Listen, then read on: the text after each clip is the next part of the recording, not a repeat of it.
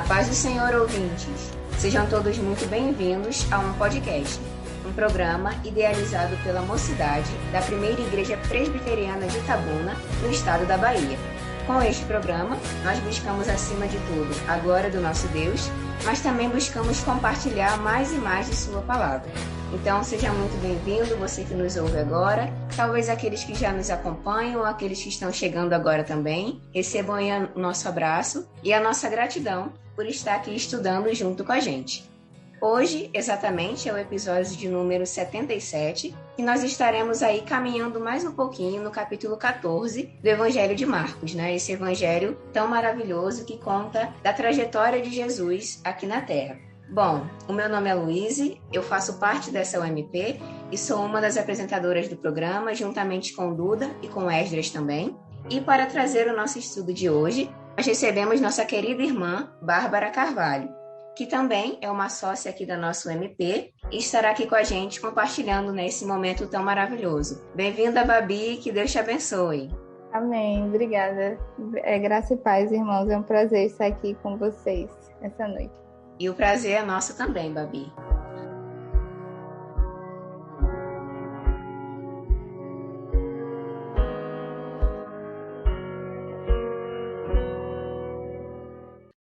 Então, pessoal, vamos à leitura do nosso texto de hoje, que é Marcos, o capítulo 14, dos versículos de 12 até o 25. E diz assim: E no primeiro dia da festa dos pães asmos, quando se fazia o sacrifício do cordeiro pascal, disseram-lhe seus discípulos: Onde queres que vamos fazer os preparativos para comeres a Páscoa? Então enviou 2 dos seus discípulos, dizendo-lhes: Ide à cidade, e vos sairá ao encontro um homem trazendo um cântaro de água. Segui-o, e dizei ao dono da casa, onde ele entrar, que o mestre pergunta: Onde é o meu aposento, no qual hei de comer a Páscoa com os meus discípulos? E ele vos mostrará um espaçoso cenáculo mobilado e pronto. Ali fazei os preparativos. Saíram, pois, os discípulos, foram à cidade, e achando tudo como Jesus lhes tinha dito, prepararam a Páscoa. Ao cair da tarde, foi com os 12. Quando estavam à mesa e comiam, disse Jesus: Em verdade vos digo que um dentre vós, o que come comigo, me trairá. E eles começaram a entristecer-se e a dizer-lhe, um após o outro: Porventura sou eu? Respondeu-lhes: É um dos 12, o que mete comigo a mão no prato. Pois o Filho do Homem vai, como está escrito a seu respeito. Mas ai daquele por intermédio de quem o Filho do Homem está sendo traído. Melhor lhe fora não haver nascido. E enquanto comiam, tomou Jesus um pão e, abençoando-o, o partiu e lhes deu, dizendo: Tomai, isto é o meu corpo. A seguir, tomou Jesus um cálice e, tendo dado graças, o deu aos seus discípulos e todos beberam dele. Então lhes disse: Isto é o meu sangue, o sangue da nova aliança, derramado em favor de muitos. Em verdade vos digo que jamais beberei do fruto da videira, até aquele dia em que o hei de beber novo no reino de Deus. Tá contigo, Babi.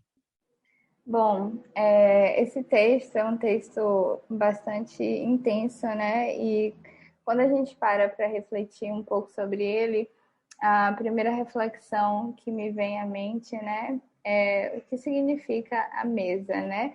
Porque o convite para chamar alguém, né, para a mesa, para jantar, para comer. A mesa, ela tem um significado, né? Jesus, ele sentou-se à mesa com os discípulos, e o que isso significa, né? Esse momento descrito aqui em Marcos é um momento na véspera da morte de Jesus, né? Uma morte que seria angustiante, terrível. Jesus se assentou na mesa com seus discípulos para ter um momento com eles antes da sua partida. E o que me traz a reflexão assim é que a nós vem o convite para estar na mesa com Jesus, né? É Ele que nos convida, né? Que privilégio estar sentados na mesa do Senhor.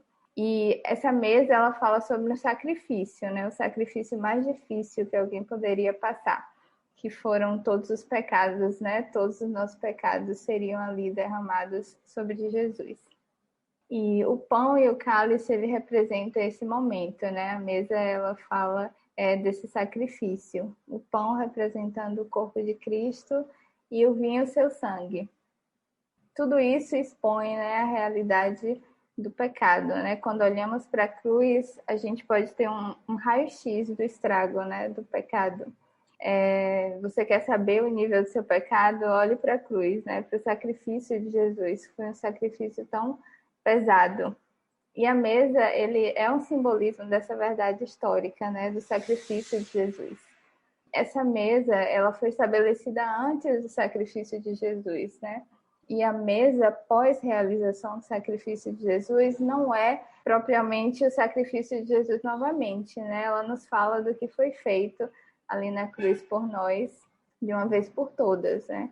Não será repetido. Ele fez o sacrifício perfeito e a vitória definitiva foi conquistada nele, através da cruz, de uma vez por todas. Então, hoje, quando a gente senta na mesa, né, e a gente celebra e a gente relembra esse momento, né, do sacrifício de Jesus, a gente sabe, né, que não há acusação de pecado que prevaleça na vida daquele que busca perdão em Cristo, porque o sacrifício já foi feito, né? E uma outra coisa que eu parei para refletir nesse texto foi no verso 17 e 18, que diz assim: E chegada a tarde foi com os 12. E quando estavam assentados a comer, disse Jesus: Em verdade vos digo que um de vós que come comigo há de trair-me. Bom, uma outra coisa que me vem à mente quando eu leio essa passagem é o seguinte: mesmo sabendo que um dos discípulos, né, ia traí-lo, Jesus, ele convida para a mesa, convida todos para a mesa, né? E nos faz perceber, né, que Jesus, ele amou os discípulos até o fim, inclusive o que iria traí-lo, né? Isso nos mostra quem Jesus é, né? O caráter de Jesus e o seu infinito amor que nos constrange. E um outro ponto, que é logo após esse versículo, que é o versículo 19, me chama muita atenção também, que é logo depois que Jesus anuncia que um dos seus discípulos iria traí-lo, o versículo diz assim: E eles começaram a entristecer-se e a dizer-lhe um após o outro: Sou eu? E o outro disse: Sou eu? Então, é um ponto interessante observar a postura dos discípulos em relação a essa acusação de Jesus, né? Jesus menciona que alguém deles, né, há de traí-los, e nenhum deles tomou a atitude de apontar o dedo um para o outro, né? Eles poderiam muito bem dizer: eu acho que vai ser Pedro, né? Porque ele não é muito confiável. Acho que vai ser fulano. Não houve essa postura dos discípulos, né? Eles olharam para si mesmos e questionaram, né? Por acaso sou eu, Senhor? Então, é muito interessante pensar assim na postura deles de reflexão e de pensar assim que nós somos falhos, pecadores. Isso me chamou também bastante a atenção. E dentro desse aspecto dessa passagem, em momento nenhum Jesus decidiu expor Judas, né? Ele poderia muito bem ter exposto Judas, mas Jesus decidiu preservá-lo, né, até o fim. Mais uma vez, reforçando o caráter dele, né? E a bondade e o amor dele que nos constrange, né? E foram esses os pontos, né, dessa passagem que me chamaram bastante atenção e eu gostaria de compartilhar com vocês. Bom, e para finalizar, eu gostaria só de compartilhar a última parte, né, dessa passagem que a gente leu, que é o versículo 22 e 23. E comendo eles, tomou Jesus o pão e, o abençoando, partiu e deu-lhes, dizendo: Tomai e comei, isso é meu corpo. E tomando o cálice, dando graças, deu-lhes, e todos beberam dele. E é muito bom, né, a gente pensar no privilégio que a gente tem de compartilhar hoje a mesa do Senhor e relembrar do sacrifício que foi feito na cruz por nós, né? E a gente fazer isso em memória de Cristo até que Ele volte. é uma oportunidade, né? Um dos sacramentos que nós temos, e uma oportunidade divina, é esse momento especial, né? Para ser relembrado, a graça de Deus foi derramada sobre nós, saber que não há mais nenhum pecado que nos condene, né? Deus já levou todos os nossos pecados, e uma vez que a gente se achega a Ele e pede perdão e mudamos, né, nossa atitude, porque o arrependimento, né, ele é uma mudança de atitude interior. Então, uma vez que nos arrependemos dos nossos pecados, não existe nada que possa nos prender e nos afastar de Cristo, porque Jesus, ele foi o sacrifício vivo. E isso é uma graça, uma dádiva muito grande que todos nós temos, e podemos compartilhar. Então, é isso. Eu queria agradecer a oportunidade e compartilhar dessa palavra tão preciosa com vocês, irmãos. Amém, Babi. Que bênção. Ótimas reflexões, né? Que Deus continue abençoando a sua vida. E nós também que somos gratos, na verdade, por você ter aceitado o convite e ter aqui trazido esse momento, né, tão especial aqui pra gente. Amém. Foi um prazer.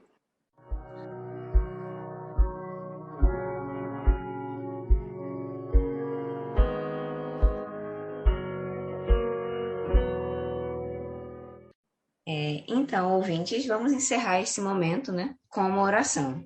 Senhor Jesus, obrigada, Senhor, por mais este episódio. Obrigado pela vida de Babi, que o Senhor continue a capacitá-la, Senhor, para trazer, né, essa palavra do Senhor tão abençoada e vivê-la também em sua vida. Obrigada, Senhor, por esse texto que traz a nós, né, tantas reflexões. Primeiro, em relação a essa questão que a Babi comentou, que o Senhor nos traz, né, junto à sua mesa. Obrigada, Senhor, pela tua misericórdia, porque o Senhor, na verdade, nos conhece de verdade, sabe todos os nossos pecados, mas mesmo assim, o Senhor nos recebe como estamos para assim nos purificar. Então, somos gratos, Senhor, pela tua misericórdia. E assim também, como ela também destacou, essa atitude dos discípulos de não querer unicamente apontar os erros do outro, mas que nós possamos sempre estar dispostos a olhar para nós e ver aquilo que tem que ser mudado, porque sempre tem o que melhorar na gente. Obrigada, Senhor, por tudo. Obrigada pelo teu sacrifício. Esse texto, né, que já está próximo aqui da tua crucificação,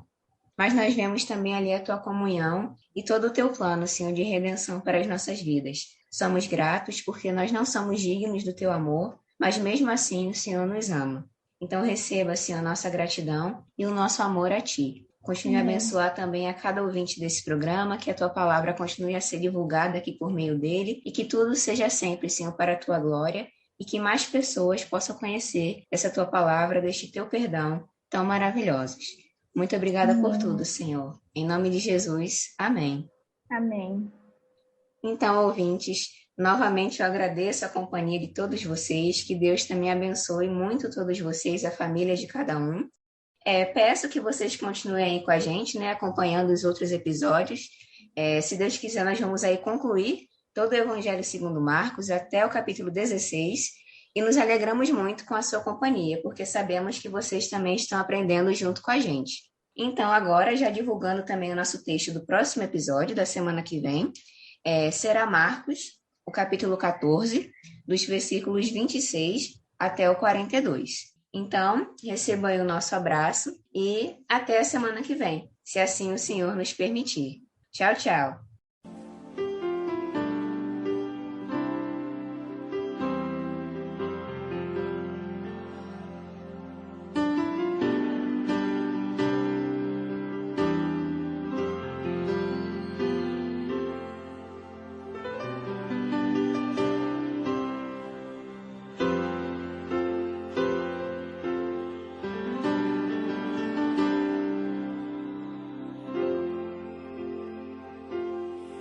Não somos dignos do teu amor. Não somos. Não merecemos tanto favor. A tua graça nos alcançou. Pelo teu sangue que nos salvou.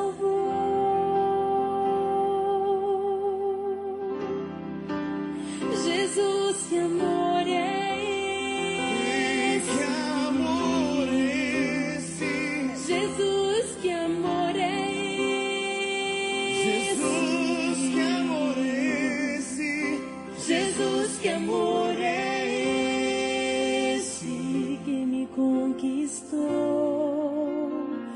que nos conquistou.